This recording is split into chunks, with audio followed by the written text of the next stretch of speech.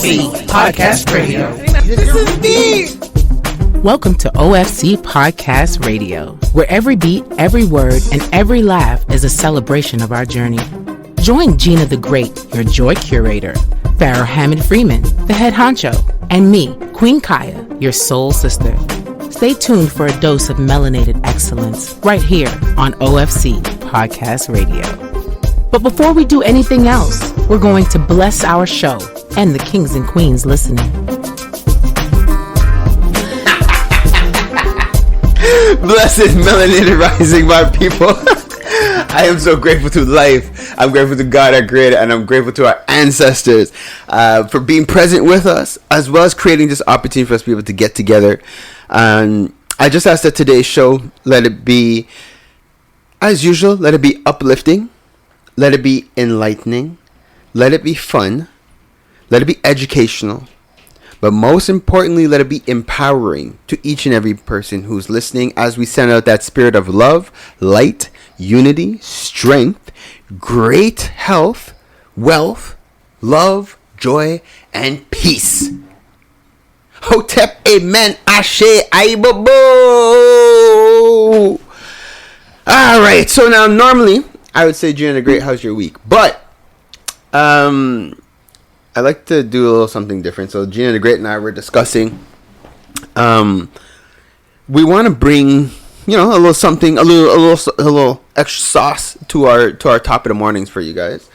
And as you guys know, the OFC core values, c'est notre fondation. It's like our foundation, what we're building this entire community on, what we're looking to leave as our legacy. Just to remind you guys, we have 8 core values. I'll list them off for you right now. They start, and I always say they start from top to down. They start from the head to the ground. And it was just a way for me to actually remember. So I'm gonna share it the same way I share it with everybody. And then we're gonna dive into Gina. Will we do one value today or two? We're doing this today's value. We did pair it out. Yeah, all right. So let's do it. All right. So the way the values work, again, I'm saying from top down. They start with your hat. All right, hat on top of your head. That's HAT. That's honesty, accountability, and transparency. All right. Then that's good video. So next, our 4th value. It's around here. It's your heart. It's why we do what we do. It's building for the next generation. Then, while you're still here in this area, in this heart area, it's love. Leading with love. And love for self, love for others. Then when you come down here to your stomach area, it's your gut, and that is our commitment to excellence. Then, as we continue to travel down to the ground, we acknowledge the earth in everything we do. So that is our 7th value. So that's being good stewards to the planet, acknowledging Gaia, acknowledging Mother Nature, acknowledging the earth. Last but very far from least, it's acknowledging our ancestors in everything we do. So now those are our 8 core values. So over the next couple of weeks, we're going to deep dive with you guys in terms of why these core values, what these core values mean to us, and just little anecdotes when it comes to, the core values. So, Gina, you want to kick it off in terms of how you see it? Yeah. So today we're bringing together like honesty and transparency. Yeah. Because they can intertwine a bit, and I have to say, like, so far this year is really gearing up to be a really fun year. I really appreciate what the coming together that I have. Like, my closest relationships have become even closer. The loaded ones have distanced themselves, so making every day feel a little more lighter, a lot more fun. Yeah. And I'm feeling more of my calling, and the things being presented to me are also the things that I genuinely want to say yes to. And so when I think about honesty, right, I think too, this year might be a year that people might be hearing a lot more no's from me. Because my energy needs to energize this year. And part of that is, and what this means in terms of honesty is that ultimately I had to be honest with myself, so that I can be confident with myself, with others, and be honest with others to a certain degree, because I don't think anyone's ever 100% honest and or transparent. Okay. You know, that likely never happens.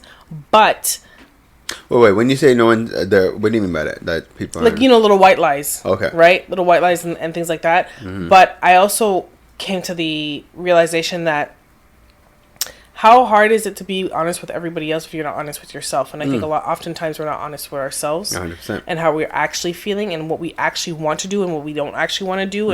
And you do it from fear, you do it from discomfort. That's why I said earlier on, people might be hearing a lot more no's and like just non tout court. No explanation, no why I can't. Just like when you are honest with yourself and just like, I actually don't want to do this, you're doing everyone a favor. Right? Yeah, 100%.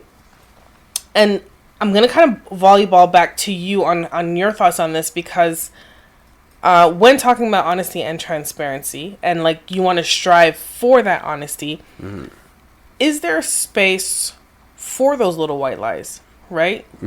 Great. Yeah, that's very good. Were you gonna ask something else? No, I mean I'm gonna say that. And maybe I'll add to that after. But yeah, it's so funny because as you said it in my head, I'm like, nope, not really. Like you, as you said, because how I raised my children is I tell them the one thing that you will always get real trouble for in this house, aka licks, is dishonesty. That's the only, you could do the most outlandish thing. Come and tell me this is what it is. Yo, all right, cool. We make mistakes. There's going to be consequences of actions, but you will not get real trouble for that. Small white lies, I will cut your ass for a small white lie because I'm telling you, like I don't play those things. Your word is your bond, all right? So it like be honest to a fault. Like it's like be comfortable just telling people the reality of what the situation is.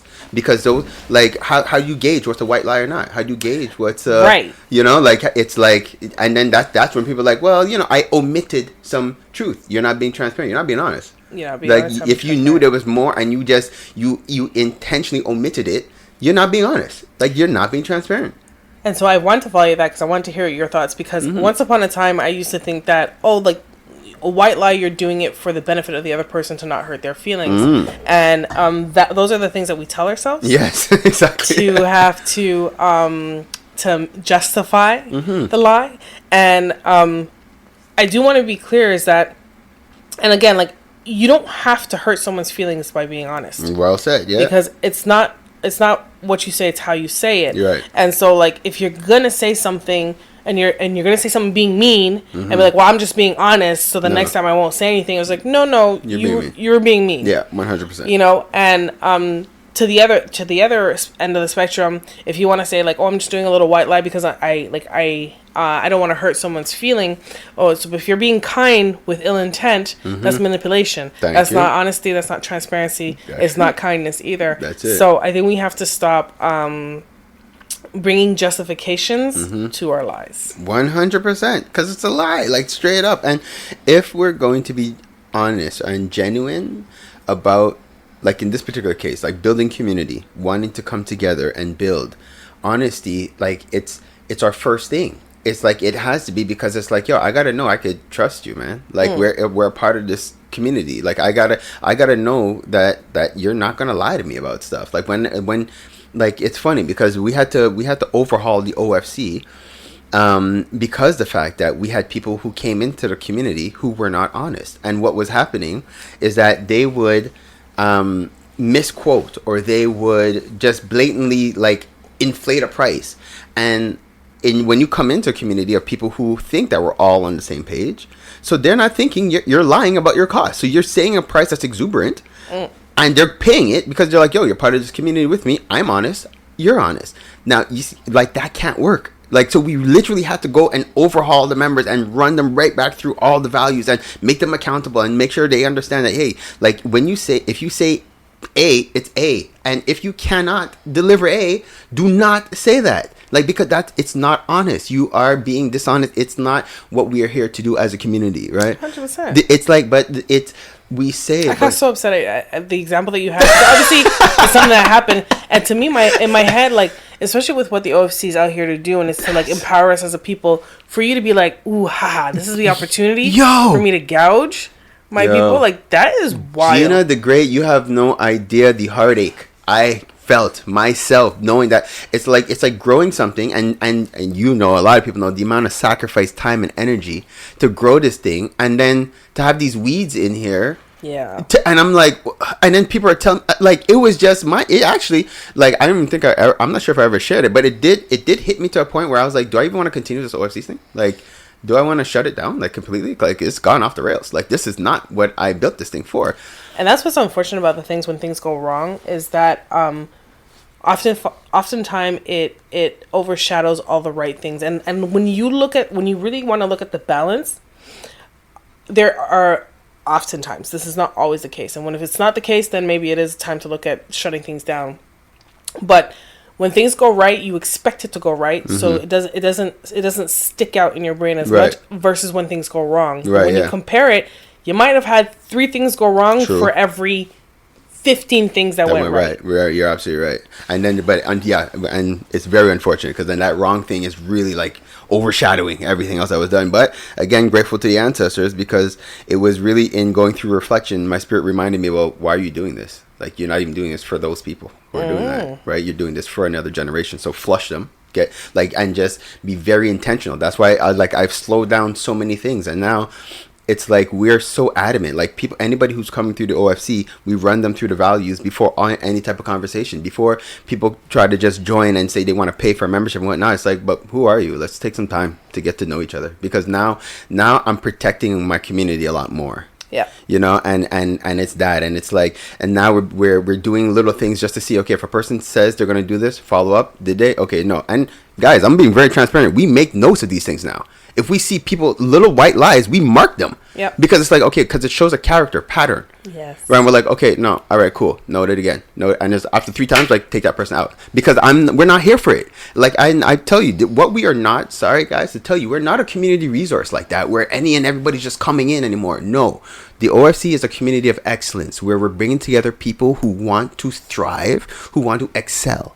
To be able to do that, you have to build with people who are honest, who are accountable, and transparent. Like that. Those are the top, right? Like, you have to build with people with certain characters, who have a certain professionalism, a certain way of carrying themselves. That's what we bring together within the OFC. So if you resonate with that kind of discipline, that kind of thing, and you're prepared for that, because that's the other thing too. We're now at a point where we're not selling the OFC. Like, we don't want to convince you to join. We were creating a space for those who feel like they want this, who want to connect with other people. Exactly. Mm-hmm. That's it. And if it's not for you, it ain't for you. And it's funny. I had a great conversation with the brother, and at the end of the day, he felt that, you know, he could join. He should be able to just join the community and not give any type of contribution, just because. And I'm like, no, like, the OFC is not about the money, but you have to understand the what we're doing. We're raising the standard of how we operate as a community. If we're going to be honest about we're building wealth for our future generation, we need to set certain examples. Yeah. And making the contribution is almost symbolic.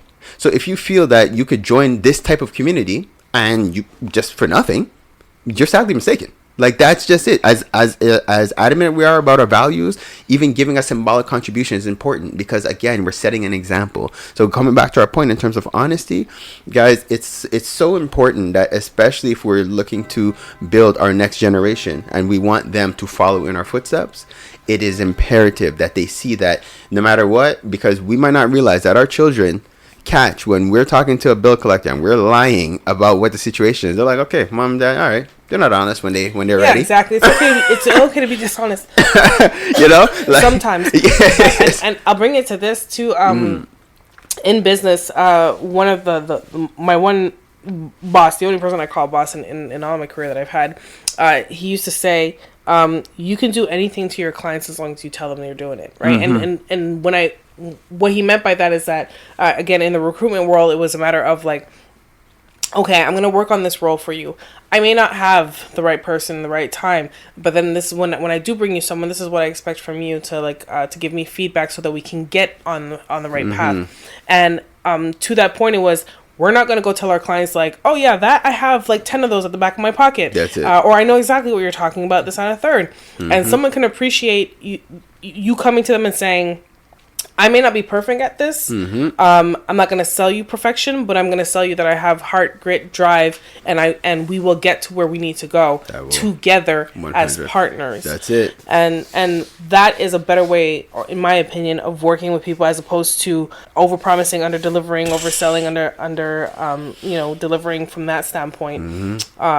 So it always ends up boiling down that honesty is the best policy, even though it doesn't paint you in the best of lights, Always. or in the perfect light. But they say like you're always gonna be the bad guy in somebody's story. Always. No matter what, and take it from me, guys. No matter how much good I try, there's at least 10 people that hate me right now. Right? Guaranteed. They're like, find that nigga, right? So that's just the reality of what the situation is. But now the other thing that I realized too, why some of us have challenges when it comes to being honest, is a lack of ability to communicate. Right? Like not knowing how to, like you said, how to be able to be honest and not be rude. Okay? So it is something that there's support for that. There's tips and tricks, again, within the OFC community. This is what we're here to do. We're here to build. So we're not expecting everybody to come into the community and be perfect, but we want you to have a desire to be. And then we are going to provide you the tools, resources for you to level up. That's what we're here to do as a community. Again, guys, remember, our goal is to help you to maximize your potential in order for us to be able to build a solid future for a solid foundation for our future generation. So that is value. Technically 1 and 3 we just hit. 1 and 3. All right, that's honesty and transparency. And transparency, it really just rides right into honesty, because it is like, if you think about it, is really like being transparent in what you're saying is just like being honest. So today's show, we have an awesome sister Mitshy. She works in the realm of spirituality, and she's no stranger to the show. Today we're going to deep dive with her, talk a little bit more about her story, what brought her to where she is right now, and how you all can connect with her. If you're out there and you're vibrating a certain way, you're feeling like your energy is waking up, your third eye is cracking open, and you're like, yo, something is up, she is the sister for you. So guys, sit back, stay tuned as we now take a pause for the cause, and we'll be back with Parlay with the People. If your goal is to purchase a car and to make the process as simple as possible, just get a car broker, guys. You just get a car broker. Big shout out to our homeboy, Hamsdale Jacques, the owner of hjcourtierauto.com. That's hjcourtierauto.com. If you're a small to medium-sized business and you're getting started and you're ready to go to that next level, what do you need? You need a phone line and you need a website. Think Mainstream Digicom. They got all your telecommunication needs checked. MainstreamDigicom.com. You're trying to get out on the web. You're trying to understand how to navigate through ads. Check out Java Logics for all your marketing, your digital marketing. Where would we be without Preston? I don't even know. Check out Java Logics. I give thanks to Preston for what he's done for the OFC. The amount of positive reviews we've gotten from all his referrals, we're proud to stand behind his work. Check out javalogics.com. No, it's not just because he's my brother. It's because you can't talk hip-hop in Montreal without saying Mitshy Solo. Guys, check out his latest project, In My Fields, available on mcitysolo.com. If it's not one of the hardest new EPs to hit Montreal, come and let me know. You already know. It's your boy, Pharaoh, bigging up, mcitysolo.com. Keeping the culture alive. I gotta give thanks to West Can Folk Performing Company. For the last 40 years plus, they've been promoting our culture through song, drum, and dance, educating youth, the children, the seniors. Just check them out, westcanfolk.com. DeVito, WizKid, Burna Boy. Those are just some of the big names that's blessed Montreal thanks to Afrobeats Montreal. Definitely check out Afrobeats MTL for all concerts, show listings, everything that has to do with Afrobeats in the city. Check out Afrobeats MTL. One full circle. We are the Melanated Community Resource Hub and Network. What does that mean? We're here for each other. Parlay with the people. Parlay with the people. Parlay with the people. Parlay with the people. Parlay with the people. Parlay with the people. Parlay with the people. Parlay with the people. Parlay with the people, y'all. Ah, beautiful people. So we are back. So like we had mentioned at the top of our show, you guys already know spirituality, consciousness. That's my shtick. That's where I live. I live in this realm that is not fully physical, that is very spiritual, and I love being able to connect with like-minded beings on this planet. And our sister Mitshy, I have to say, she is a like-minded being. She is an OFC member. We connected some time ago, and I am glad to have her as a guest with us today on the OFC Podcast Radio, and for blessing us today on Parlay with the People. Queen Mitshy, thank you for being here with us today. Thank you for having me. It's my pleasure. So now at this point, you're no stranger to our show. Good. It was we had an opportunity to connect sometime in the 2024. And now in 2025, and we're in a different setting. You're here live in the studio. So how are you feeling, Queen? I'm a little nervous, but happy. Yeah. Well, I'm glad you took the plunge, because as the members know, like anytime we have something going on, we share within the WhatsApp. Everything we do is for the members, right? We like to make sure that we're creating spaces for you guys and opportunities. So when we shared the information and said, is there anybody out there who's interested in coming on and who has some things to share and who would like to connect with the people? Yeah, you said I'm down. So good. So good on you for despite being nervous that you're here. So now, for those who might not have been able to catch the first show, I would like to give you an opportunity just to give a little bit about your background. Let's talk a little bit about you, and then we'll dive into a little bit more about what you're doing in your projects. Well, yes, I'm technically a fourth generation psychic and healer on both sides of the family.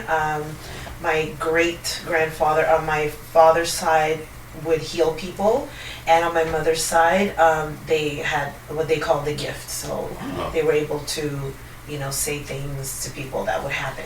So on both sides of your family, mom and dad. Mm-hmm. Okay, so you're almost like predestined. I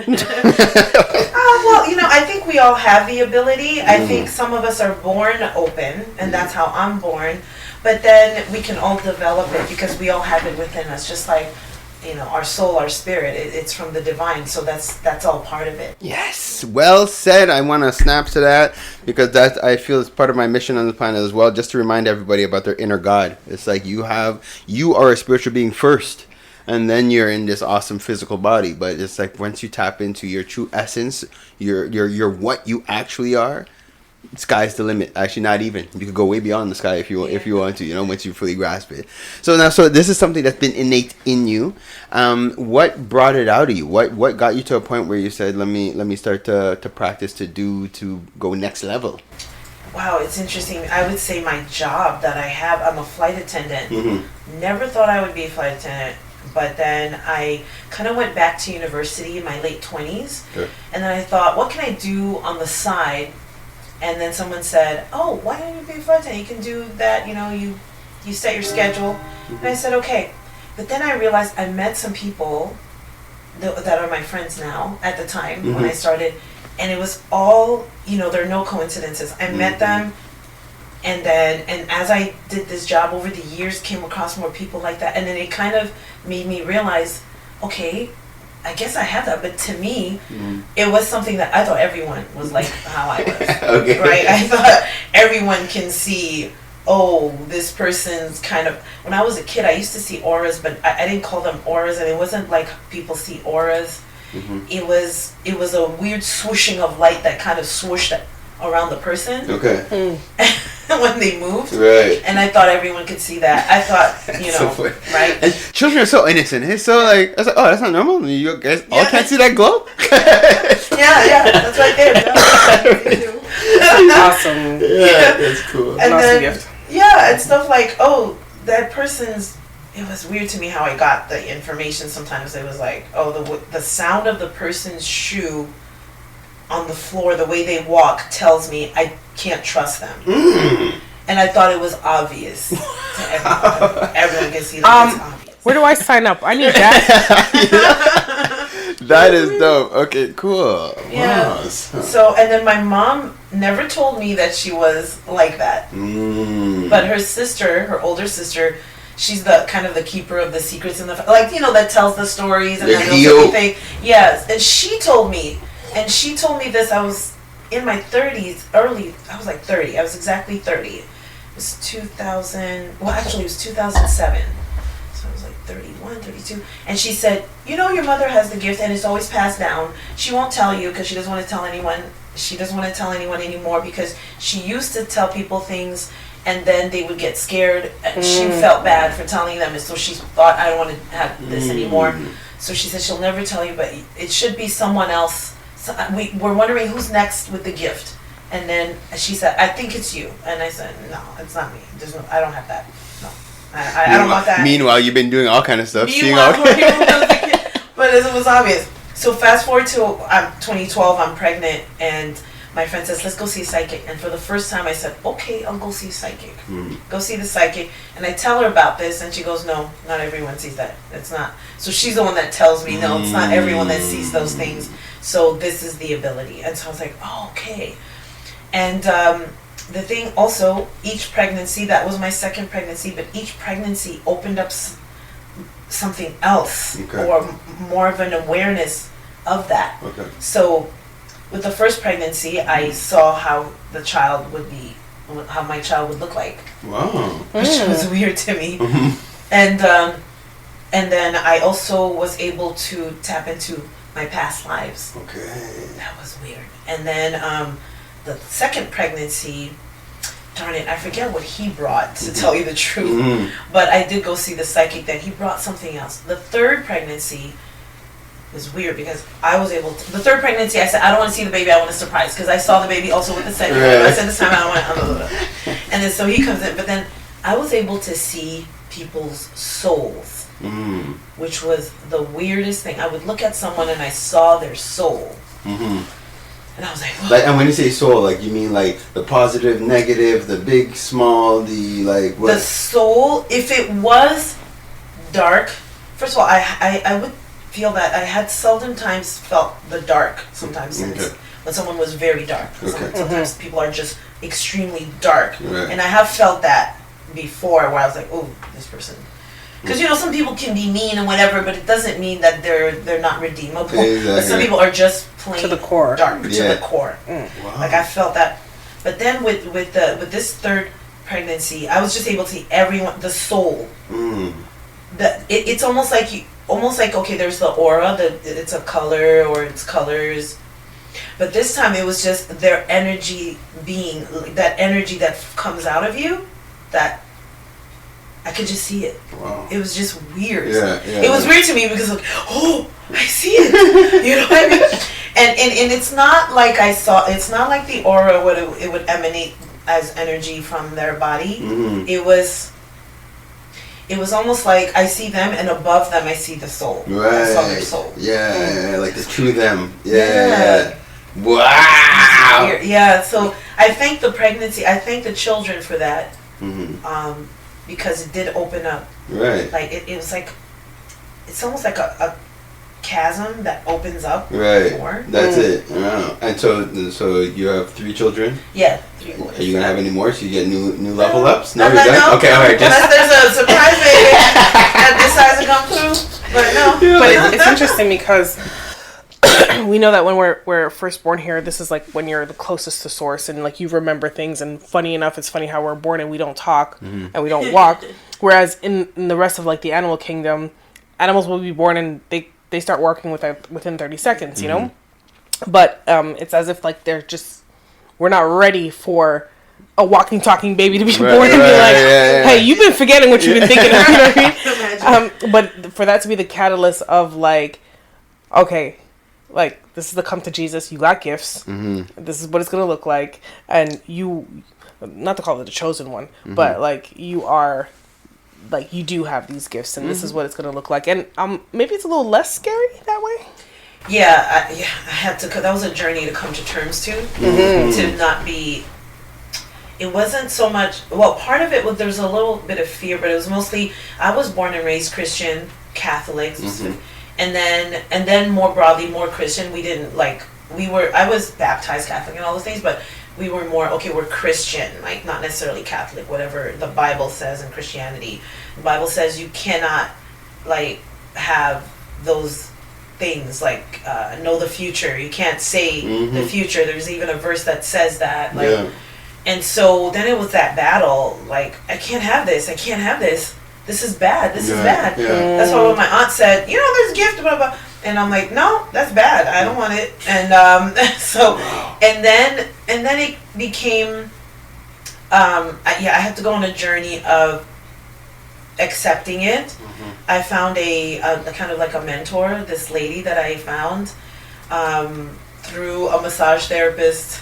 Anyway, that was a journey too. But then I find her, and she was also Christian, and she said, and she had the gift too, and she practiced Reiki as well, and did the thing. And she says that's all part of what God gives us, and so exactly, I had to come to terms with it that way. Yeah. But I was gonna say, it's like I could only imagine the amount of youth coming up nowadays, because we know like even the younger generation, they're even more tapped in. And I can only imagine how much of them are coming up, but they're coming up in a religious household, because a lot of us did. And there's no support, and it's almost shunned upon. Like, so, like, I wouldn't be surprised if a lot of children's mental health issues, in terms of anxiety, is because they're tapping into an understanding that they don't understand, and no one's there to guide them, and no one's there to tell them, and the only thing that they have received is that's negative. Like, that is bad. Like, don't, so it's like, I just talking about it, I'm like, my God. And we just spoke about, like, what's really of, like our quote unquote true religion, or at least our ancestral practices of Ifa. Like it directly contradicts what is written in the Bible, because we all understand that the Bible was written and rewritten by man for specific purposes. But in that it says, like, you are the master of your universe, and you are supposed to be able to see what's to come, and you also are able to change that if you want to, right? And that's all part of the experience here on earth. And so when you have a teaching that was put onto a people specifically to keep them captivated and keep them enslaved, and then you have that in your household, and it makes you feel like you're bad, dirty, cursed, all these things, because according to this writing, like, you're not supposed to have visions, you're not supposed to have an understanding, you're not supposed to see auras and be able to identify when someone has ill intent or someone is there for your well-being.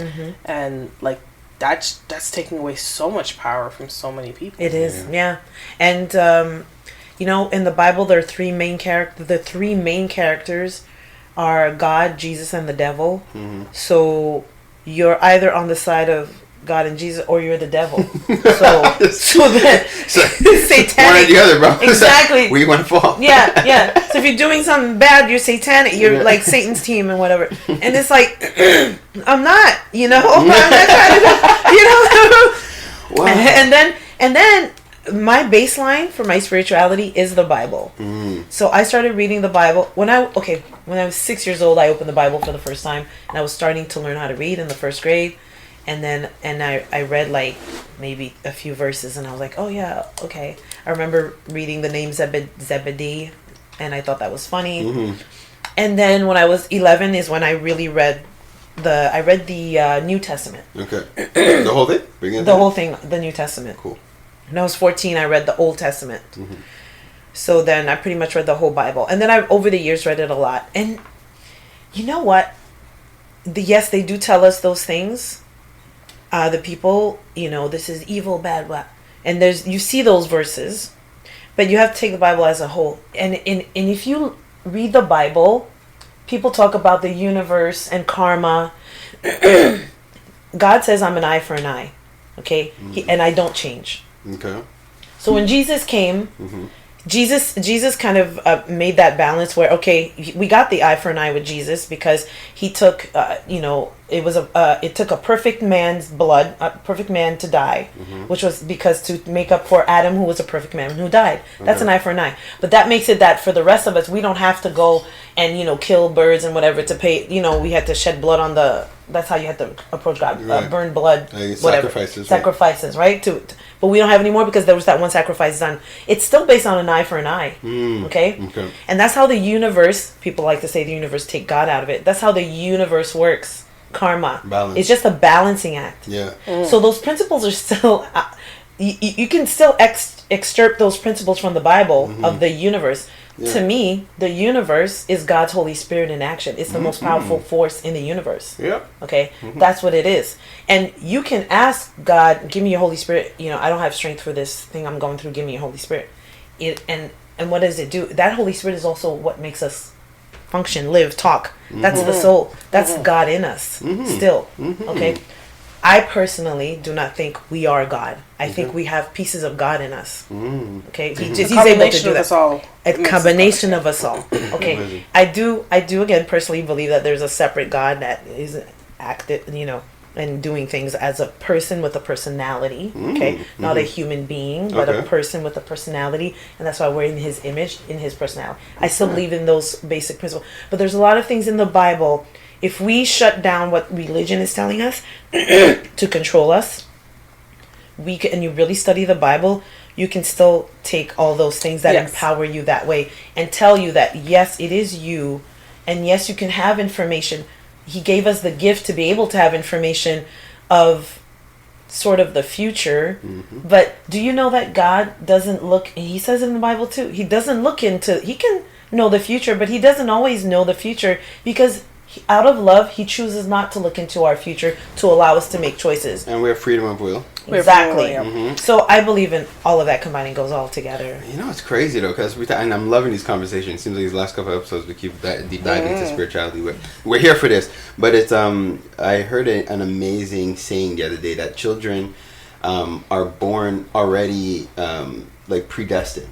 Right? So they come and it's like they have their destinies already. So as parents, our goal is just to really just kind of just guide them, be there to give them their support, but who they are is already in them when they're born. Yeah. You know, and it's like, so with that kind of understanding, it is to know that there's a certain spirituality in them that is going to grow and awaken and do what it's meant to do regardless. And you know, the sister that we interviewed, the sister Nadia from Diamond Blue, she is an amazing example of that, because God definitely had to have something in store for her life where it started, and her trajectory was like night and day. But where she is right now and where she was, you would have never thought that this would be it. But the Spirit knew, like, something in the inside of her brought her to where she's supposed to be regardless.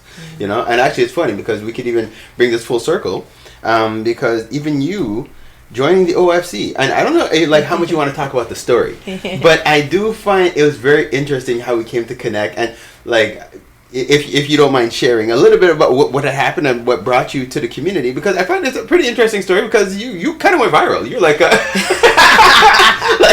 oh my gosh, yeah.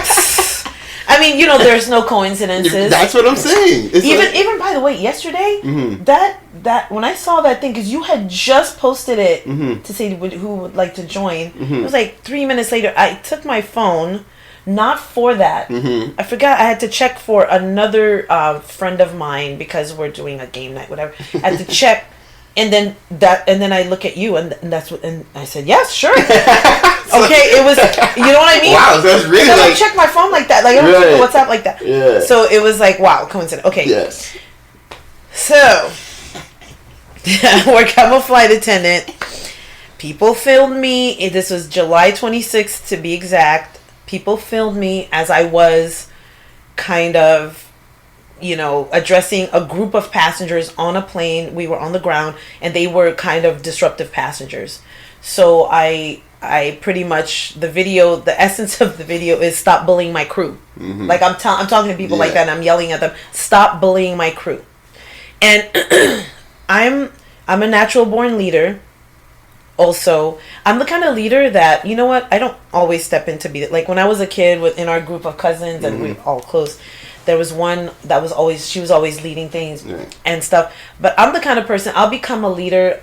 I'm a mostly mediator in a group, but I'll become a leader if, you know, stuff has to get done. If you have to. All right. If I have to, I'm doing it. Okay. But I'm also what they call a service director, which is like a lead flight attendant. Okay. So now at this point, these people had been kind of, I saw my crew scared. So this was after a while. This didn't just come, this had been maybe an hour later in the whole thing. Mm-hmm. And they had been bullying my crew. But so at this point, I was like, stop bullying my crew. But they went and filmed. Mm-hmm. That went viral. And then, and then... super viral. I think there's like millions of views on that. I don't know. Yeah, on different platforms added up. I was like, whoa. It was a whole bunch. And so then, whatever. You know what? To tell you the truth, I don't care what people think about me. I really don't. I don't say that in a defensive way. I really don't. I care about what my loved ones think about me. I care about my friends, my close people. I care about what my employer thinks about my job performance. Right, yeah. I don't care about how my employer thinks about me and my character at my core. I get it. Yeah. I don't care. These individuals I don't know in the comments, I don't care what they think. Right. These things don't bring me down at all. Yeah. I don't. And I thank my mother and my father for creating that foundation for me, for not having, not being broken by stuff like that. Wow. But then this happens and I'm like, okay. And then I talk, and then now I get demoted to a regular flight attendant, which affects my salary, I was telling you, by 25%. Yeah, which is huge. I decide to, not go back to work because I'm like, no, this is traumatic enough. Mm-hmm. I'm going to use it. This is a traumatic work incident. I'm not going back to work. Mm-hmm. So then my friend tells me, one of my good friends also, because we had started Air Canada way back in the day, she quit, and I've known her sister for 30 years now. So she tells me, hey, you know what? There's this group. Maybe they can help you. You never know. Yeah. They helped me in my situation with my son in hockey league. And I said, okay. So then I contact you, and the rest is history. The rest is history. and it was so. I remember the conversation because I was in Toronto at the time, and So and then I'm speaking to you, and you tell me about the situation. And you tell me, like what potential support you could need and stuff like that. But then somewhere in the conversation, you start talking about like I don't remember if it was the first conversation, maybe another conversation we had. But then you start talking about your spiritual side. Of it was the first near the end of it, and you're like, wait a minute, you're gonna be hanging like this. Yeah, no, because it was because in my mind, and again because of the nature of what I do, like I compartmentalize things, right? So when you called and there was the issue, I was like, okay, cool, all right, so it's a case that we'll have to deal with. And then you drop that spiritual thing, and then I was like, oh, wait, hold on a second. I was like, it's not just a case. I want to know more about you. I want to actually, hold on, no. I was like, this is amazing. And now here we are. It's been amazing having you around, having you come out to the events. I've only heard awesome things about the people who had an opportunity to connect with you. And this is why we're here today, to talk about it, just to talk about how we could now we'll share a little more about what you're doing and the services that you're offering to the community. And because I think it's time that people start to reach out to you. We're just transitioning to now. Let's just talk about the services, that you offer, and what you need the community to do. Kind of, this is where we're at right now. Let's talk about what you could do for the people. Well, also all these things were a journey, even to give myself these titles. But I am sort of like a medical intuitive, not because I have a medical background, but because I can tune in to what's going on in your energy body, like what's the blockage, and then what's the emotional root that's causing that blockage in your 3D body right now. What's that because really, everything is mind, body, spirit. You cannot take a disease and discount everything else because it's all part of, it's all tied in. Exactly, it's all tied in. So then every time I would say something to someone, about them, it would always be connected to some kind of, what's physical ailment, and then what's the emotional thing that happened. Like someone telling me, this thing, what happened when you were 14, or and so I would always go into that. So, and when I say I would always go into that, is because I connect to my guide and I hear, and then they tell me or they show me a vision, or sometimes I'm channeled and it's just spilling out my mouth. And what's interesting is that when it spills out my mouth, sometimes I'm learning something I didn't know, which is those like, are the best. you're like, wait a minute, cadmium?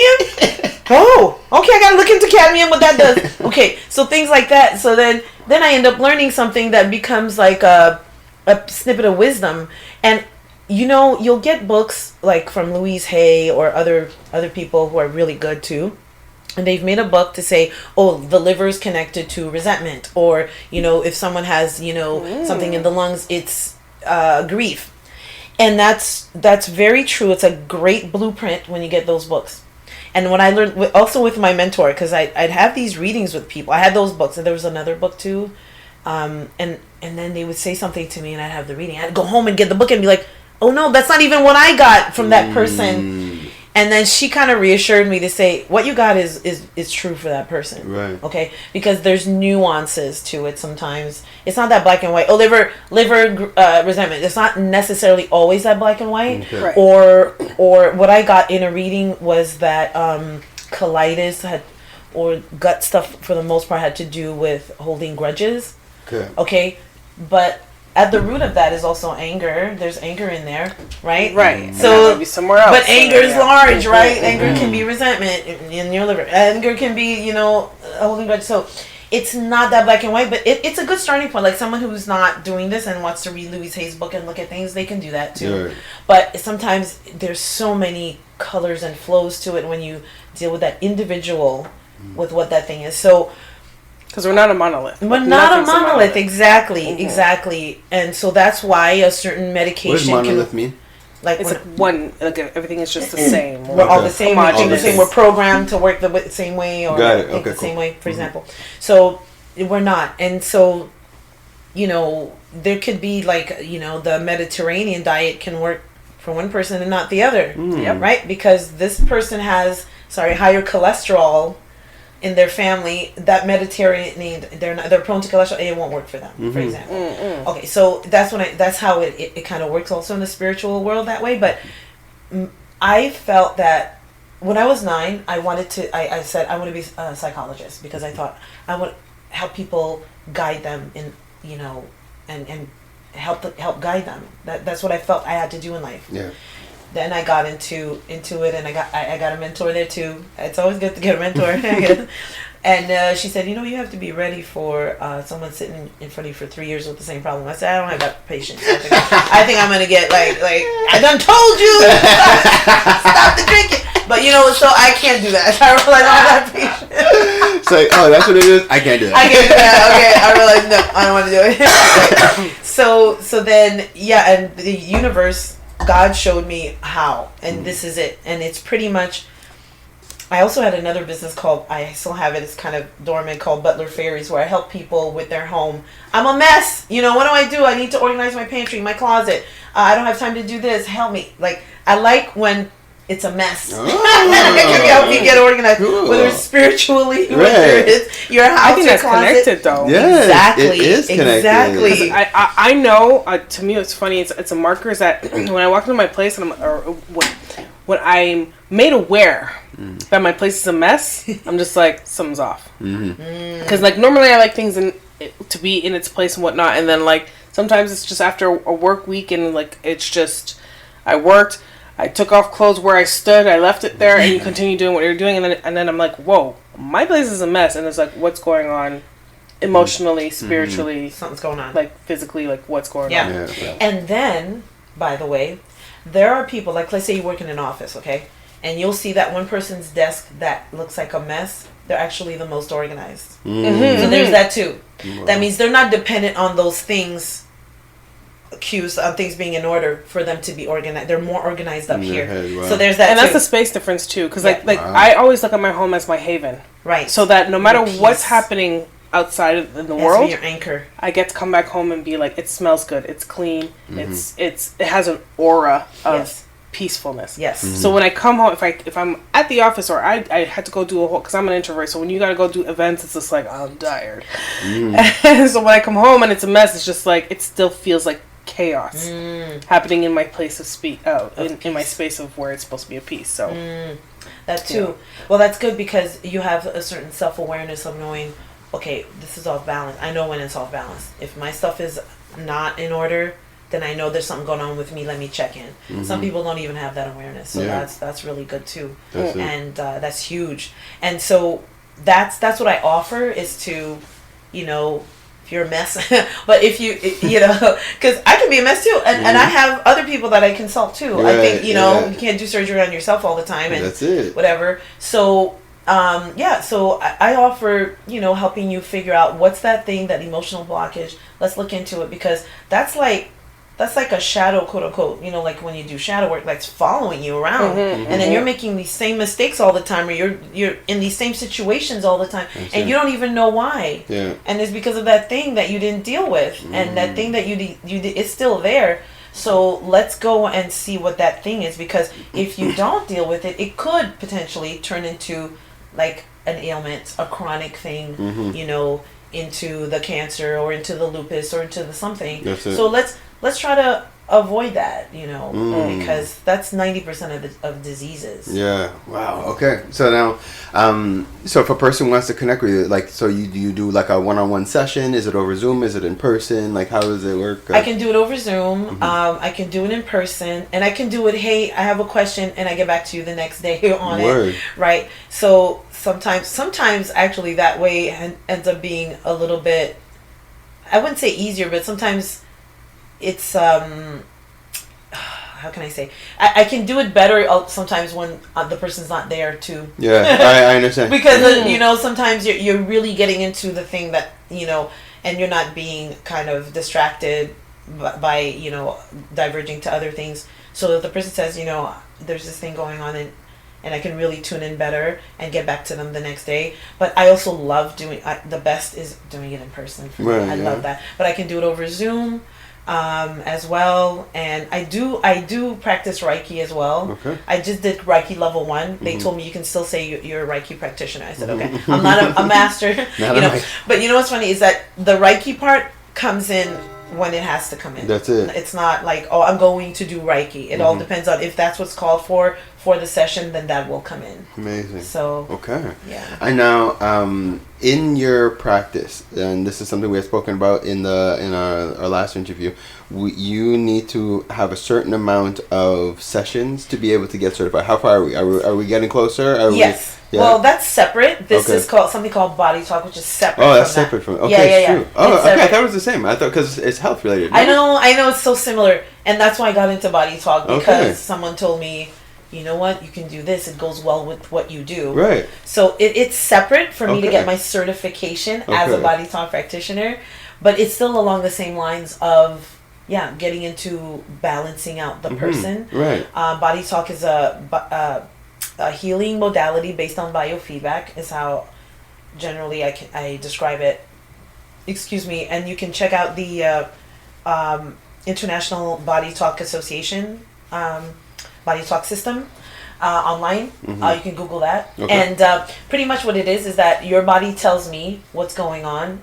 I ask your body, and there's a protocol. This was developed by a certain gentleman from Australia who combined certain modalities like kinesiology and acupuncture and chiropractic. Anyway, he got a download to develop this. So he also got a spiritual download. Yep.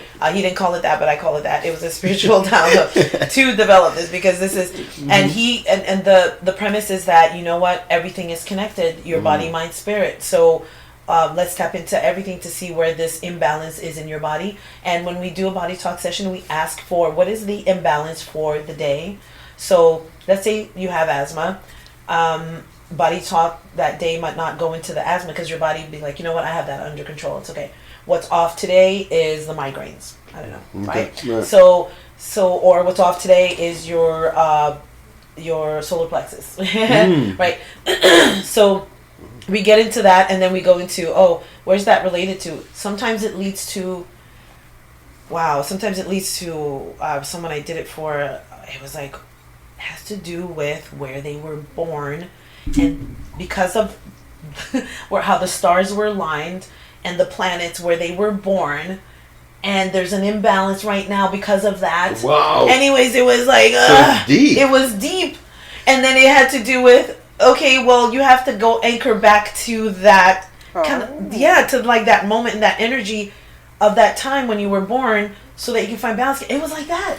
And I was like, oh man, this is a lot. And like, if you don't have the session, like, unless you are really in tune to like meditating and understanding to ask the questions for those answers, like, you will not know. No, you don't. And I will not know, even if it's me. Like, Yes, you see how you have that self-awareness about, okay, something's off if my house is a mess. So then you go and check in with yourself. Or just clean it. Yeah. Right. Then you clean it, but you don't actually fix the problem. Right. It's just, okay. And then like I have enough self-awareness too to be like, oh, why did I, like, I remember I had an interaction with a colleague and I'm like, why did I need her to be convinced about what I say? Why did I need that? I usually don't. What's going on? You know, sometimes it's deeper, like, what's that emotion behind? What's that triggering? And I can do that. But then it only goes so far too. Sometimes I need someone to be like, you know, it's called Viv axis. Anyway, it's something complicated in BodyTalk. I need someone else to tell me my Viv axis or whatever's off. Yeah. You know, I can't figure that out for myself. So sometimes we always need someone, even if we have a lot of tools that we've acquired just by living, right? Or by going through things, because when we go through trials and tribulations, I feel like you're up. Okay, so you're up. It's fine. You're down in the valley. That's hard. Right. But that's when you're gathering the tools. And you'll be back up again. So then when the next valley comes, you have the tools from that one. So it won't last as long, that low, right?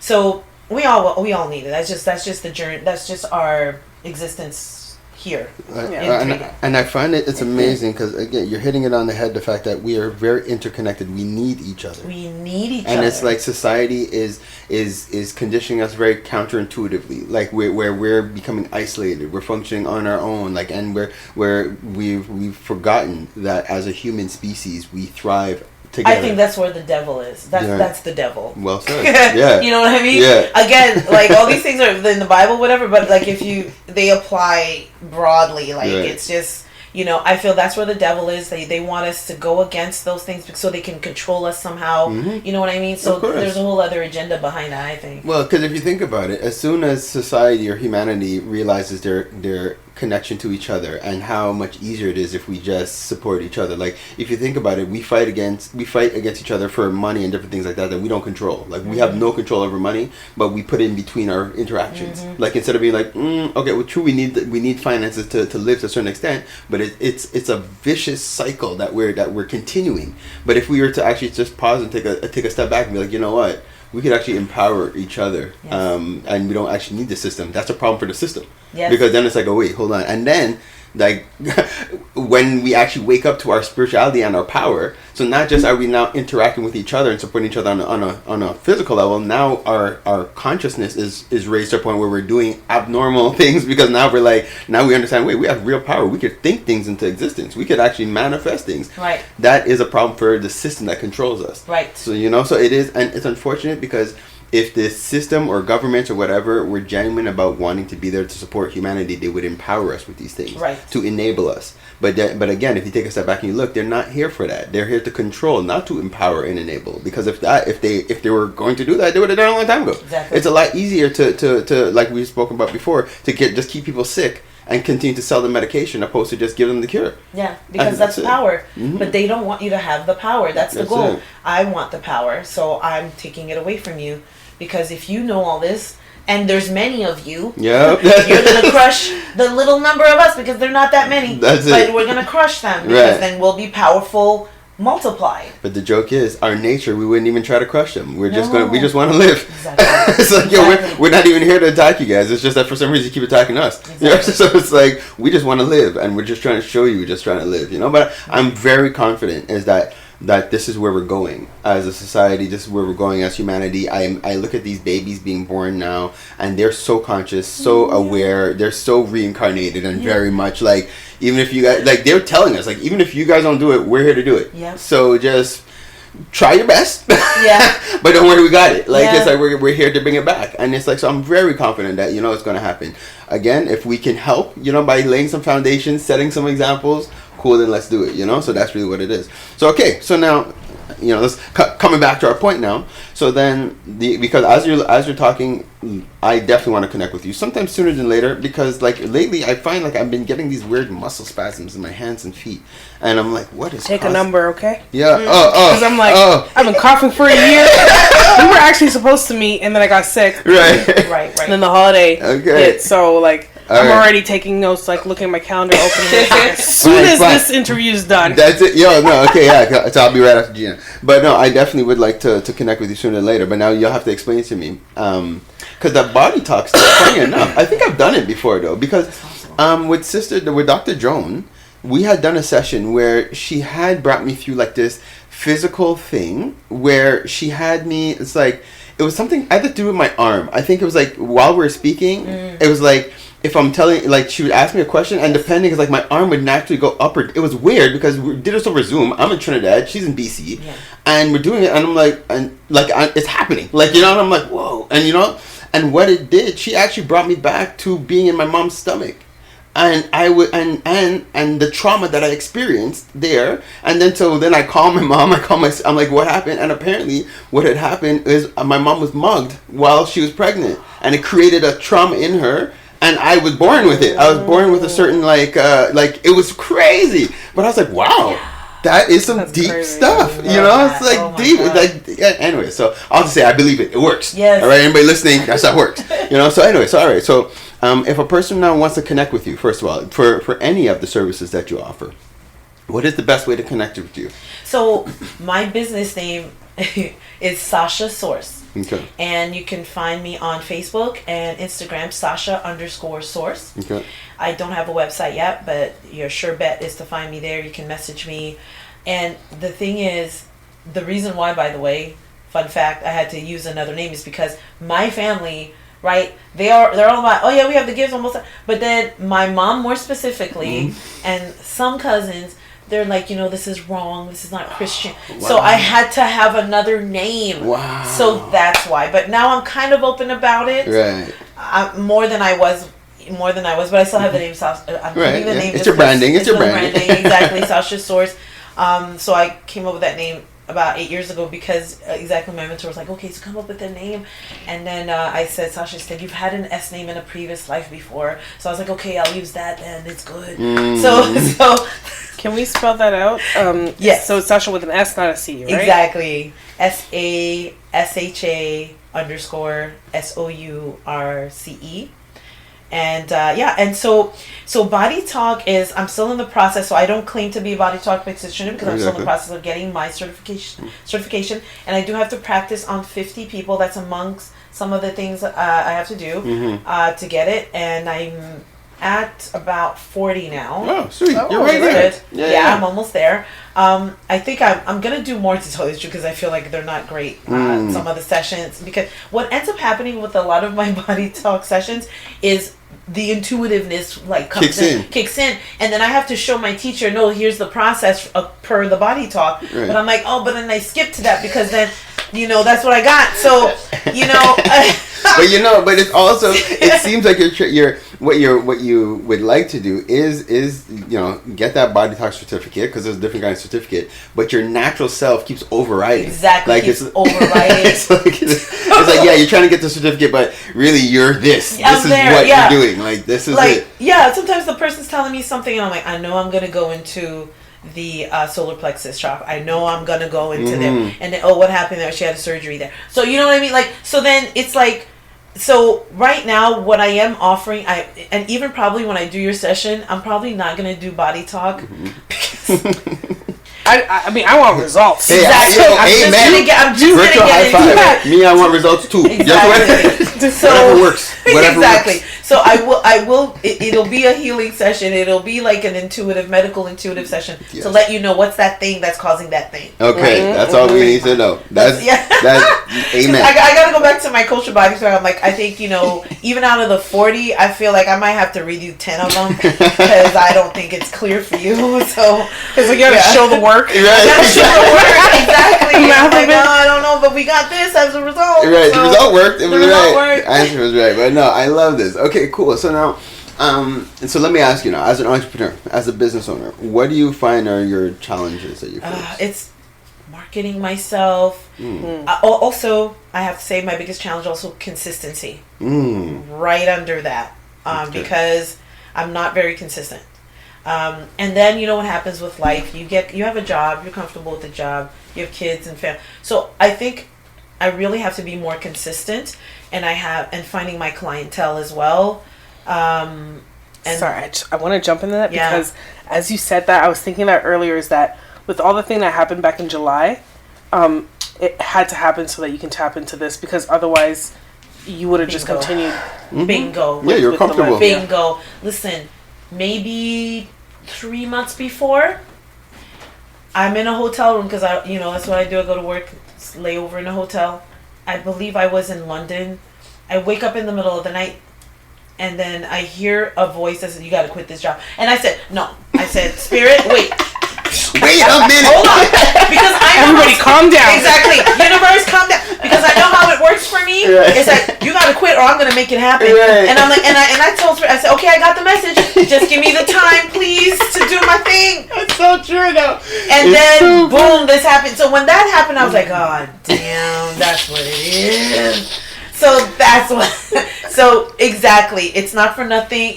Whatever. This happened, this and that, and I'm like, and it's like. I'm still going to go back to it, but I honestly don't think Spirit wants me to go. I don't think the universe wants me to go back, but I'm still going to go back because I'm like, well, I can't just up and like, okay, well, you said it, bye, and then you also got a mortgage and stuff. You know what I'm saying? Kids to feed, that $1,000 a month groceries. Okay, so yes, that was definitely divine intervention. Right. Just like me living where I live, divine intervention. Me being in Montreal, divine intervention. That is another thing too. I have to say, because when I spoke to you, lived in Ontario. Yeah. So then, I'm talking to you, and you're like, "Yeah, I'm coming," and I'm like, "Why does she keep saying she's coming?" I'm like, "Wait, she's gonna come from Toronto for here?" I was like, "Oh, I'm in Montreal." I'm like, "What?" I said, "Wait a minute. What do you mean you're here in Montreal?" Yeah. It's like, yeah. So I've been here 2 years, but the thing is, I'm still kind of adjusting. So wait, so you were here? You were living here already? Yeah, I was living here already when I joined it. Okay. Yeah, I was living here already. I thought you were okay. So wow, so It okay. had been at that 2 years. So 2 years officially. October 27th is when I moved into that house. But I was in Ontario for 17 years. Right. Okay. So then maybe it's just Yeah. my understanding. Okay. Yeah. But I was Right. there for 17 years, and then Spirit did tell me you got to move here and you have to move to Blainville. Wow. En plus. Yeah, like where I never thought. Blainville was like hick town to me. You know what I'm saying? Like, but I'm like, okay, I'm gonna do it. And I didn't say okay right away. I was like, okay. I took it and I do what I call put it in my pocket. Like, okay, I got the message. Whatever. Let's see what I want to do with it. I don't know. I'm moving over there. And then I had to move. And then I sold my house and I was like, nope, I'm not. I'm looking for a house in my area. Like, I looked at 30 homes. Wow. That was I was like, okay, I get it. So then I moved.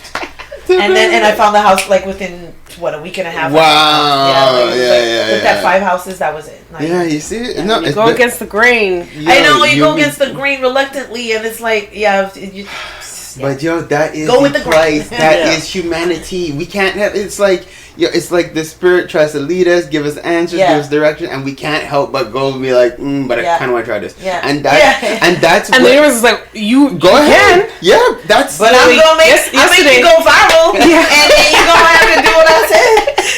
Because like yesterday you asked me, what is the path of least resistance? Exactly, I right. told you this is the path. That- and you're like, but I'm going to turn right there. I want to tell you this next thing I heard about. Like, yeah, but that is the beauty of life, because we have freedom of choice. So we have the power, we have the guidance, but we have choice. Right. But no matter what you're going to get to where you're going. Don't worry. It's just you take whatever route you want, baby. Go ahead, enjoy your road. It's And, true. you know, like yo, river pa. And it's crazy to say, guys, and not to sound crazy bleak about it, but you could actually transcend in this life experience and come back to finish the task. Like you die in this life, like just because you went whatever course, and it's like, oh, okay, well, you're gonna have to come back and finish the task. Okay? So it's like, yeah, so you reincarnate, you come back again. So you're going to do what you're here whatever for. it is. You know what I mean? So that's it's so just like, true. The and lesson that's, will be learned. you know, That's that's true. it, no matter what, you know. So all right, so that is so those are the challenges that you see, and it's like. And the reason I like to ask that is also, one, it's good to talk them out, you know, because we'd always share like, best practices and stuff like that. But then also, gives me a mental note of certain things that, like, maybe different members within the community that I could connect you to, that could also, serve as coaches, mentors, and supports and stuff like that for you. So that's why, I do like to ask the entrepreneurs and stuff these type of questions. Just, again, like, within the OFC, we are genuine about wanting to support the members. Like, help you to, level up, help you to maximize your potential. So, if we don't talk about it, then we just don't know, That's true.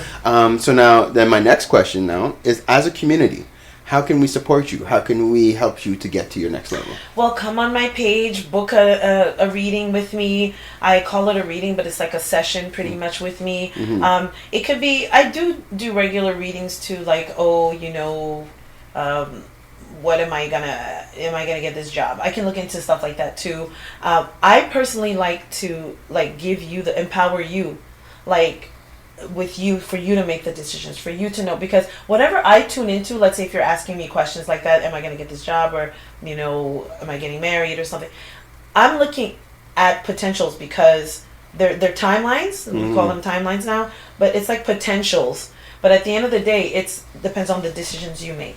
So the possibility is there. When I don't like to give time frames, because there's no time in the spirit world really, and I'm tuning into the spirit world to tell you this information. Right. But sometimes there are things that are black and white timing, but really it all depends on you. So believe in you. What I say, if it resonates with you, it's for you. If it doesn't, it's not. Okay. And if you want like a medical session, then yeah, the stuff I'm gonna get is gonna definitely be like factual, and it's going to be that for you at that time. That's going to be fact for sure. And but future stuff, which I feel like, because like I believe in God, like I said, He gives you the free will. It's up to you. Everything is up to you. Everything is potential. There may be some things that are a clear no, but even then, in the future, even then you can decide that that's a yes too. Right. So but connect with me on Instagram, mostly Instagram. Facebook account too gives you a little more of what I do, but Instagram is great. And book a session. I love, this is where my juice is. You're a mess, you don't know what's going on with you. Yeah. I want to fix that from your house to, your spirit. I love that. So, get in touch, and I love connecting with people. So love that. It's such a blessing, and it's so needed right now. Just because people are going through it, man. Like we're in this time. Like all the spiritual sessions I had when I tap in intuitively, my spirit shows me what time it is, and it is that time. It's a time that us even sitting in this room, we signed up for this time. Exactly. We knew this time would be one of the hardest and roughest times to be alive. Yeah. And we're like, yes, sign me up. It's like, that sounds like exciting things. So we're here for this time, but it was no joke. It is a very uncomfortable time. Yep. And not everybody is awoken yet.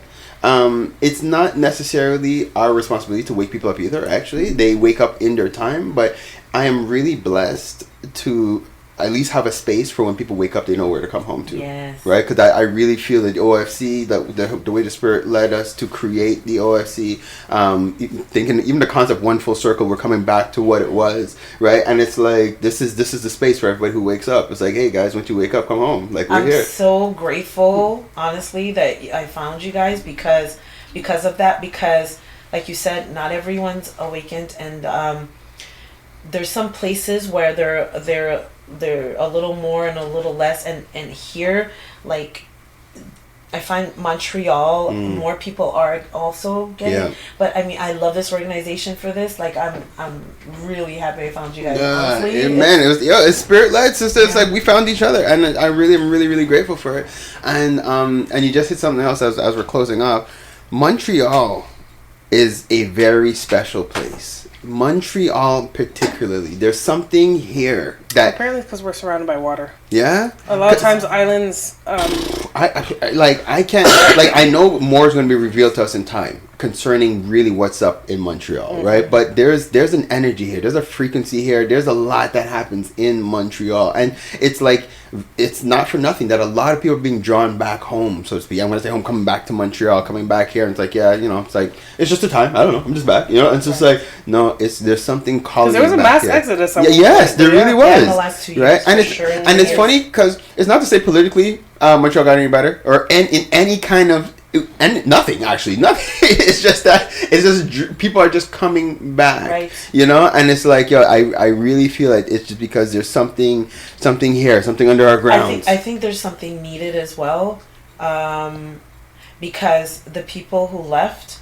you know, had certain seedlings there of what they did, what they were, whatever. Yes. And then now they're coming back to kind of have them sprout. Okay. I think that's it. I think that's what's going on a little bit. And to tell you, you know, where I moved in Toronto, well, so GTA, Greater Toronto, it was Ajax. And there is a bookstore there that is it's a metaphysical bookstore that has, I think it's the largest in North America or something. Or I don't know if she said in the world or North America, but again, no coincidence that I decided to move in that area, and also that apparently in the Durham region is per capita there were the most like psychics or whatever, something like that. So and Toronto itself is very much, there's a lot of that too going on. So I wonder if, you know, we're spilling over. There's an awakening. That awakening, like it went like that, and there's no way what they try to do would have worked. No, that's it. It's like they can't, like, and they're trying. They're trying to take out people as much as they can. They're trying to slow things down. They're trying to poison humanity because they're like, yo, it's like it's inevitable. It's like, you know, they see it coming. They can't. You know, they won't win. They can't. No. It's like that's just it's in the stars. That's as we speak. As we speak, and they know it. It's but what they do control are the medias. So all they can do is try to perpetrate that they're winning. And actually, I'm gonna say this for the people listening. As soon as we stop believing what we are seeing on TV, that's when we could bring them down. Because what happens is that they push a lie on TV, and then us as humanity, we believe it and we empower it. So then it keeps them in a certain level of power. Right. As soon as either we decide just to turn the TVs off and we kill them mentally, like where it's just like, you don't exist in my world anymore, that's enough to kill them in real life. Like it's like enough people saying, sorry, go ahead. No, I think the critical thinking is at an uprise right now. Yeah, exactly. Of course. People are starting. It's like, I'm so grateful for that. That's exactly it. Like, we're like a lot of society, a lot of humanity, they're no longer moving like sheeple. They're no longer just being, just do this just because. It's like, wait, why? I don't understand. Just do it just because. It's not making sense anymore. Like, now I need to know, and something inside of me. People are saying that they even if they don't understand their inner being or their intuition, they're like, something inside of me is telling me something's off here. Right. You know what I mean? So that's really what it is. So, and the system knows it. So us, if we want to reclaim our power, guys, it's just to understand our power. Understand that we have the power and stop being led by these media. Stop being distracted and manipulated to continue to empower them. When they say this is what's happening on the news, and then now all of a sudden we start saying this is what's happening, and we start telling people this is what's happening, we now create that. So we could actually do it in reverse and say, hey, everybody's waking up. The power is back in the people. We are strong. We are united. We could start putting these things out and let people start talking about these kind of things. So this has been another awesome one. So now, as we like to close out, you know, we like to leave our people with some words of wisdom, some words of empowerment. Do you have something you'd like to bless our people with today? I always want to say it always comes back to love at the end of the day. When you have anything off balance within your body, within your spirit, within your mind, ask yourself, where am I lacking love? We're made of love. Whatever the imbalance is, that's the highest form of energy. Just ask yourself, how can I replenish my cup of love, or where am I lacking love? Whatever it is, where am I lacking love? That's the answer. Woo! Queen, thank you so much again for blessing us today on Parlay with the People. It's, again, like I said, it's awesome having you as a part of this community, and I'm just like wishing you all the best, wishing you all kind of success, all kind of visibility, and I'm just looking forward to people coming to you, connecting with you, and you helping them to, you know, level up themselves and to get out of their whatever they're trying to get out of. I feel like you are a key in what we need to move forward as people. So Thank you. All right, guys. So now, as we wrap up, we are now going to take a quick pause for the cause, and then we'll be back with "I Grind My Gears" with Gina the Great. You know what really grinds my gears? Actually, it's time to ungrind those gears. Let's get into some interesting facts, tips, and a whole lot of fun with Gina the Great. What the facts is going on? I'm taking you guys to the rodeo. Rodeo? Yeah. Do you know the history behind the cowboy? The actual cowboy, the black cowboys. Just the term cowboy. Okay, no, I don't know the history. I just feel like the original cowboys were black. They were. Yeah. Specifically, the term cowboy was meant for black people because initially it was used as a pejorative reference to African Americans, while white ranch hands were known as cow hands. Oh. So the origins of cowboys date back into the 16th century, upon the arrival of Spanish conquistadors in the Americas. So bringing horses with them from Spain, Spanish settlers began to raise cattle and other livestock in what is today's Mexico, and often while mounted. So with the Spanish came the skills of the mounted ranch hands, known for their superior roping, riding, and herding abilities. These ranch hands were known as vaqueros, the Spanish terms for vaca, which means cow. And thus originates the cowboy. So thus cowboys were originated in Spain. As the time continued, Mexican vaqueros, my goodness, I gotta brush back up on my Spanish. Mexican vaqueros began forming a unique ranch hand culture and became known as charros, the English term cowboy, written initially as cow-boy, which first used by the author Jonathan Swift in the early 18th century to refer to a boy who looked after cows. This term was initially used, like I said, in a pejoratively to refer to African Americans, and I have an excerpt of them talking about the origins of cowboy itself. I should have had that ready. Oh yes. Now today I'm going to take off my mute so we can actually hear it on the first hand. What people don't know is that the original term cowboy was a derogatory term. See, the white man was the cattleman. The black man was the cowboy. He used to say, hey, boy, go get that cow there, cowboy. People that weren't black, that were called cowboys, it was an insult. They would call them ranch hands, cow punch, or whatever. But a cowboy was a name exclusively for the black people or the slaves that took care of the cows. And then, but the name got to be so popular that the whites started calling themselves cowboy also. So what became a nickname, what was a nickname for a black, became a popular name for all the cowboys. So it must have been something about the way the original cowboys did their job that made that term become popular, or it made it be an honor to be a cowboy. So that's the history of cowboy. Well, when I think about cowboys, the first thing that comes to mind is the movie Posse. Oh my goodness. Yeah. So I remember watching it as a youth, and I was like, yo, black cowboys, this is dope. But I don't even remember the movie, but was it the song? Van Pebble? Something Van Pebble. What? There was a Posse song, and it was I have to go back and check it. I know. I'm probably gonna go back and watch that movie. Yeah, actually, no. And I guess in the modern day, is The Harder They Fall. That was another modern day black western, so to speak, with Jay-Z and them that did the soundtrack, and there's a lot of big actors in that movie. First one was Mario Van Peebles. Mario Van Peebles. That's it. I'm like, I was like, there's something. People Pebbles. Yeah. People Pebbles. Yeah. No, I was close. All right. It was how many years ago did that thing come out? Like, I think I was a child at the time. Well, another thing that I wanted to talk about in my segment today is I actually want to highlight Costco and Target. So, in the post it says that Costco is standing on business when it comes down to DEI initiatives. So we know in the U.S. that with the change in government, this whole idea of DEI, and I think Florida totally eradicated it, Costco's shareholders were had said, like, DEI is risky, let's drop it. And Costco's like, no. We're not doing that. And they said a diverse team equals better treasure hunts in stores and happy customers seeing themselves represented. So shout out to Costco for that.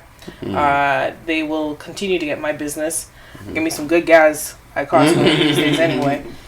So I appreciate them because here's the thing about capitalism today, and we're seeing a lot in the businesses. Shareholder is king. Customers are no longer king. Shareholders are king because the shareholders is who can tell the CEO whether or not you got a job. And so they tend to go with what they say. And Costco's kind of just like, I hear what you're saying, but what I'm saying is that this is how this business has to function and work. And so shout out to them. And I guess Costco, they can kind of fight back because of the membership. I think that's it's like it is that, like, you know, anybody who doesn't know, that is a secret power. When you have a membership, a solid membership, you have weight. Like whoever might want to say whatever, like, yeah, but men lie, one lie, numbers don't. That's exactly. It's like, these are how many members we have, and this is what it is. This is what it is. These aren't maybe customers. No. They've already paid for their membership. Right. They are members. Count that. Yeah. And Target's doing the same, because where Walmart stopped their initiatives for DE&I, so Walmart stopped that part. DE&I, give me the...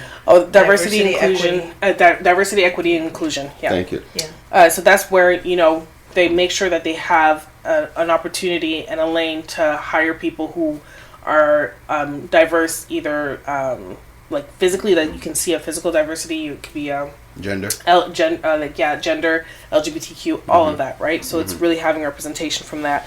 And for me, it's very big in the business that I work in, because I work in an IT environment. I'm a little more agency now, but it's both the same thing, is that you typically had white males in these positions, and then when they look to hire, and so shout out to Guerrilla Group, when we were Guerrilla Group, in that they recognize that, like, if we just want to stick on finding someone who has this exact experience, they are going to be a white male.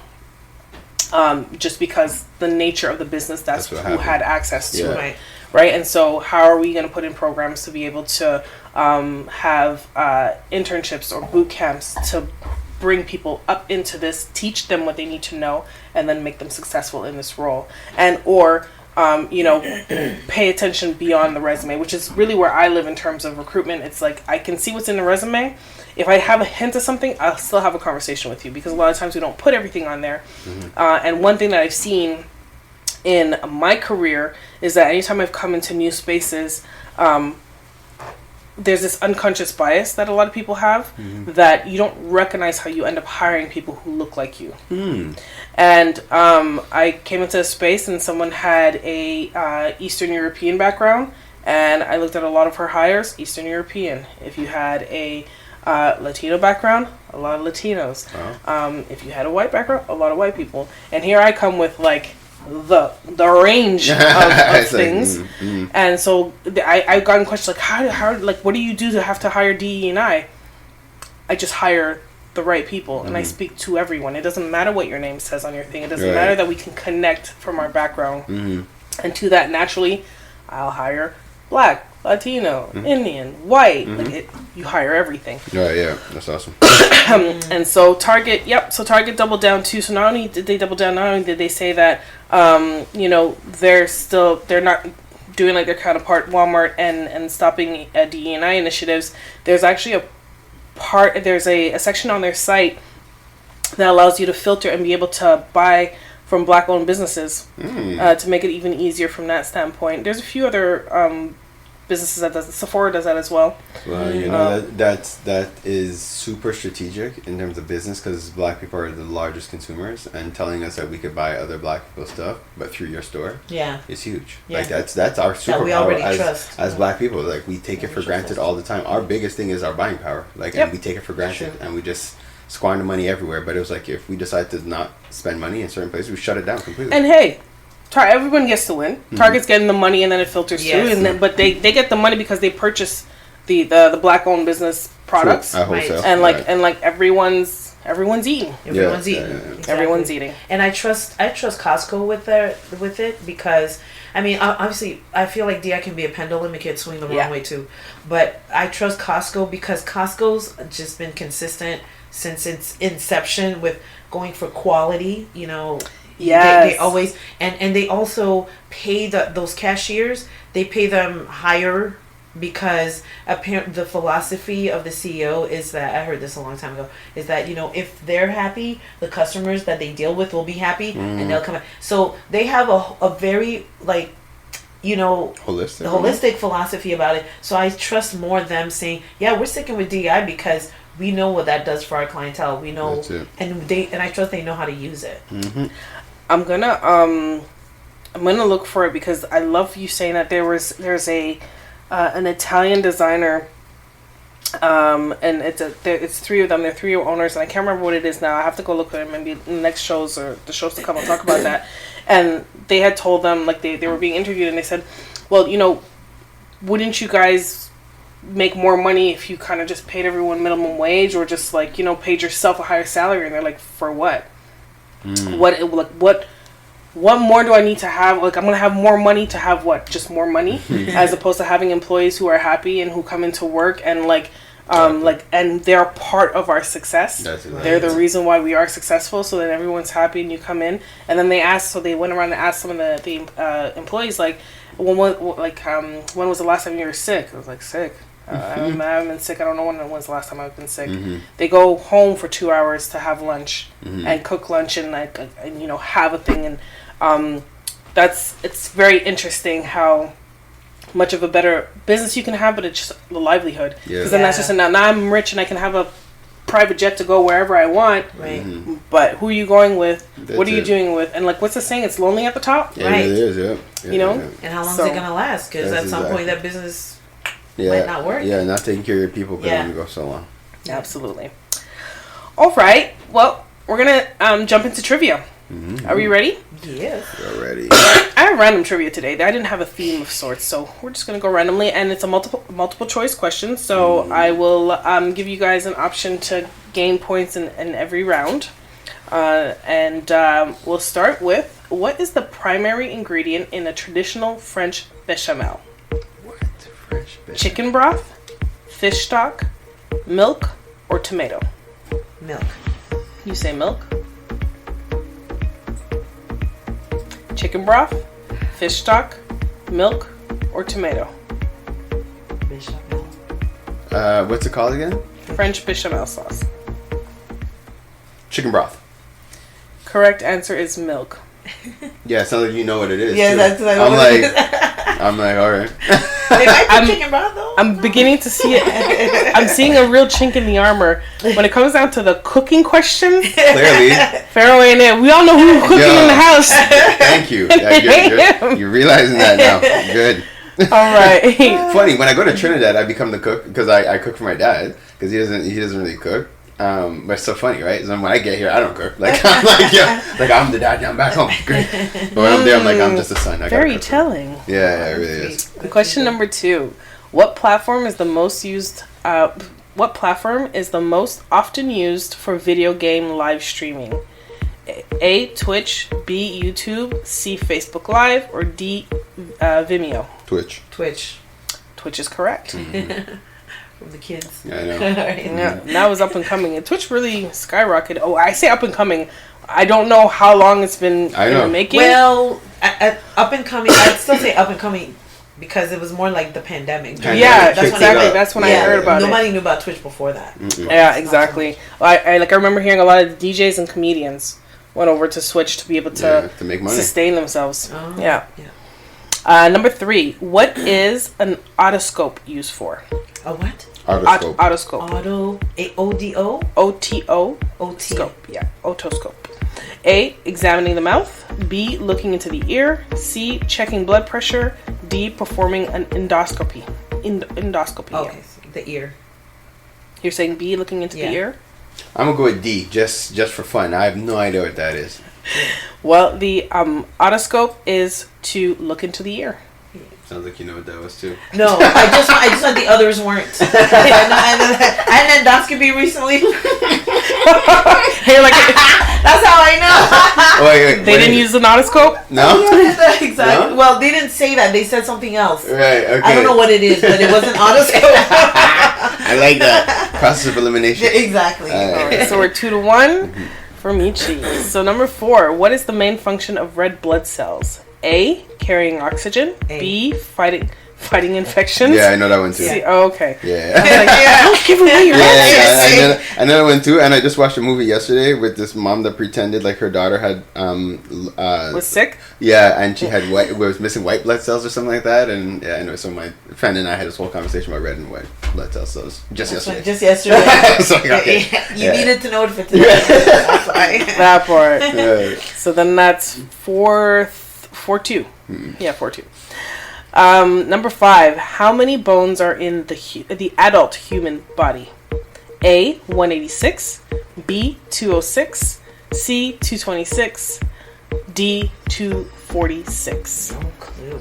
I'm gonna go 206. Me too. Both of you going 206? Yeah. Well, 206 is correct. No Right, way. right? Oh gosh, yeah, because I have no So- clue. it's Yeah, correct. me neither. It Yes. just felt right, girl. I was like, I feel like a 206 makes Yes, sense. but yeah. 246. Yeah, it's too much. We need Yeah, so yeah. many bones.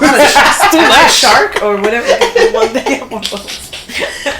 All right, 5-3. What does the yoga term pranayama refer to? A, physical posture. B, breathing exercise. C, meditation technique. Or D, mindfulness. B. Wow, I think it's a breathing, right? That's why I said B. Because it's like, B is breathing. oh, okay. That is I correct. think it's this one nose. I think that's it. Not one nose. One nostril. One nostril. Mhm. I think so. All right, something 6-4. like that. Good Yeah. job. It is a breathing exercise. Sticking to yoga, what is the purpose of savasana? A, energy boost. B, muscle strengthening. C, deep relaxation. Or D, flexibility. C. D. You're going to say C, you're going to say D.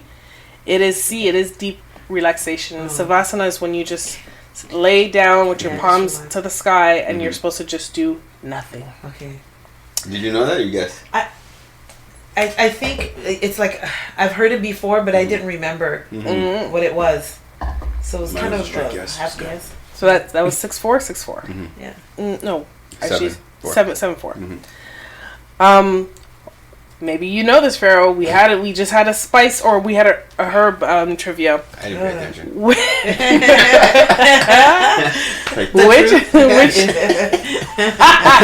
now you know it. The truth comes out.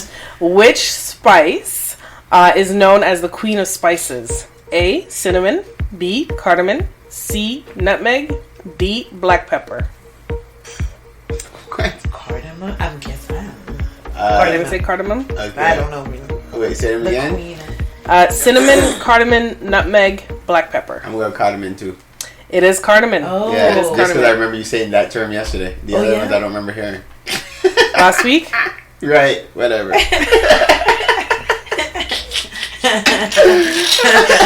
There you go. Question number 9. We're What going to be part? pulling on the fourth wall all the time, so let's just All go. the time. What part of the brain is responsible for memory and learning? C, the cerebellum. B, hypothalamus. C, hippocampus. D, the medulla oblongata. Oh my god, it's either hippocampus. It's not hypothalamus, that's hormones. It's not the other one. Say them again? Give me Yeah. more. And deducting the head. This is a Yeah, so okay, C, the cerebellum. B, hypothalamus. C, hippocampus. D, medulla oblongata. I think it's medulla oblongata, but hippocampus maybe. I'm going to go with C. Yeah, gonna medulla. Yeah. C and medulla. And D, it is the hippocampus. Ah, yes. Oh, Yeah. So that brings us 6-8. Okay. Final question. You know what's funny? She just said that, and I was like, "Did I get it?" I can remember if that's what I said. I said, You said it. Believe in yourself. It is the hippocampus. yes. Which breed of dog is known for its excellent sense of smell and tracking abilities? A, golden retriever. B, German shepherd. C, bloodhound. D, bulldog.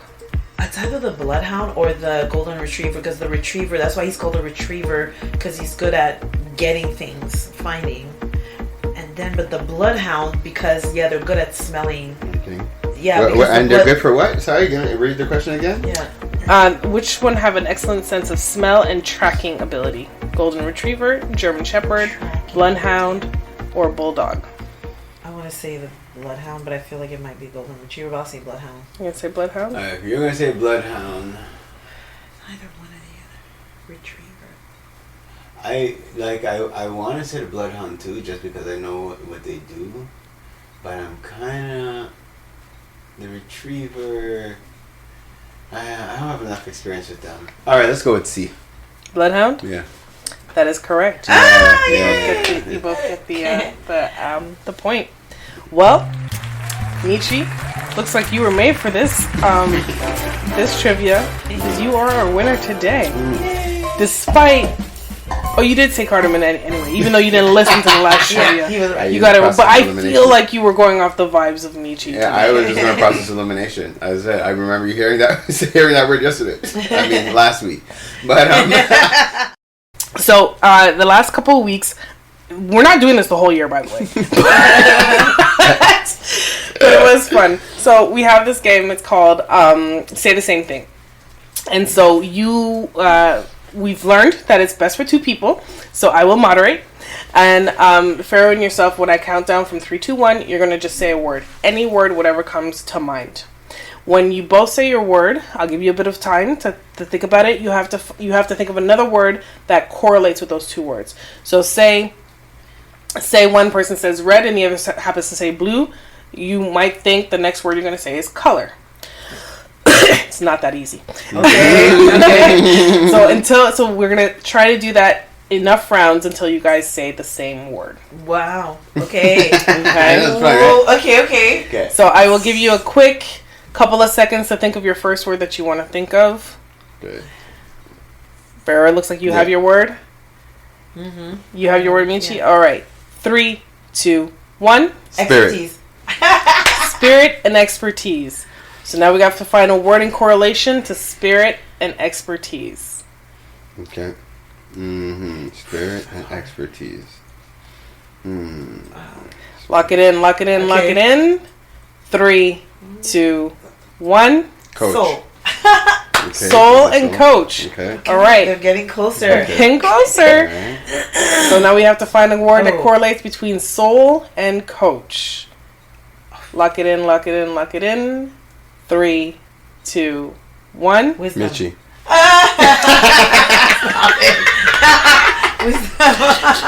All right, so we need to find a word that correlates with Mitshy and wisdom. Okay. Let's get it, guys. This is round 4. I can feel we're getting closer here. Okay. Ready? Lock it in. 3, 2, 1. Guidance. Divine and guidance. Okay. I think we're okay. Yeah, it's getting closer. We should be where we need to be here.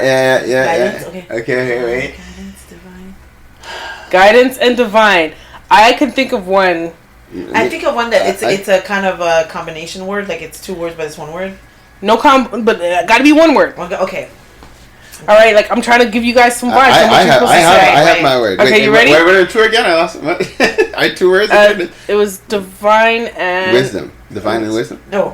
Guidance and divine. Guidance and divine. Okay. You guys know the word. I'm telling you what the word is. Okay. I think. Yeah. I think. I don't know if I'm hearing you guys' word. I have a word. Okay. So I have a word too. Okay. 3, 2, 1. Universe.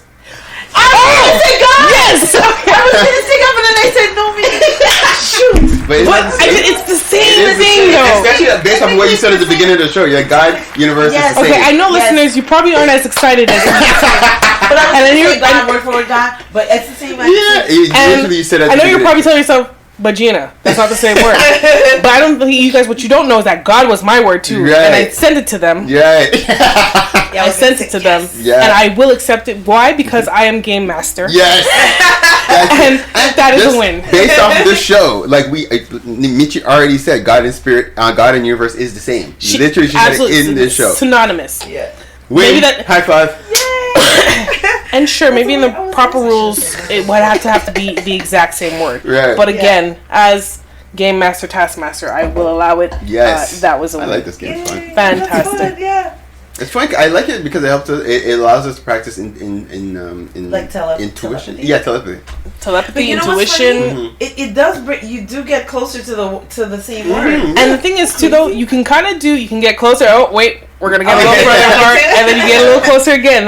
Then it hones in. Because we did one where it was like, I think we got off like the first bounce. It was like the second. Yeah, the second. Yeah. It was like, Yeah. wow, cool. The second. Awesome. Well, I don't know if I'm going to say this again, but I grind, you grind, and sometimes we ungrind together. That's Ungrind My Gears with Gina the Great.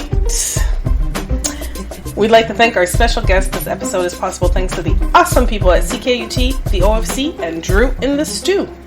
Do you have any shout-outs? We'll start with you, Mitshy. Do you have any shout-outs?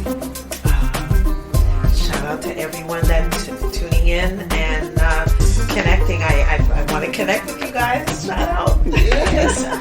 Awesome. Whoa, I had no shout-outs today. I can't even... Who are you, Farrell? You want to circle back? Well, I have my routine shout out. So always just because I'm myself every week. So I always got to thank my family for putting up with me every week. So You're welcome. You know, yeah, it is. I know it's a labor of love for everybody who's close to me. So I appreciate all you guys. Also grateful to the Spirit for just continuing to give me the guidance. Grateful to the team who helps me to run the OFC. Grateful to the OFC. Shout out to all the members. And something else I want to put out there is that we're recruiting volunteers. We're building a whole volunteer committee. So if people are interested and they want to get involved in community, they want to see how they can help us to grow community, help us to support other people, we are looking for volunteers. So if you're interested, reach out to us. You guys already know all the platforms. The easiest is the 651-4545. That's 514-651-4545, or email support@ofccommunity.com. Just say you're interested in volunteering. I had a shout out last week that I forgot to put out, but I wanted to shout out my mom actually because I want to shout out my mom for the growth that she's had throughout the years and everything she's done for us. And even though sometimes we have the who's the parent, who's the child of it all. My mom she's been like finding her joy in cooking again, and my mom was the cook. Like she was the one, and you went in there and she did that. And at some point in time, she's just like, that's why I had children for, and she just stopped cooking Because it becomes a chore. It becomes a chore, or just, and this I think she lost the love of it. Yeah, that's it.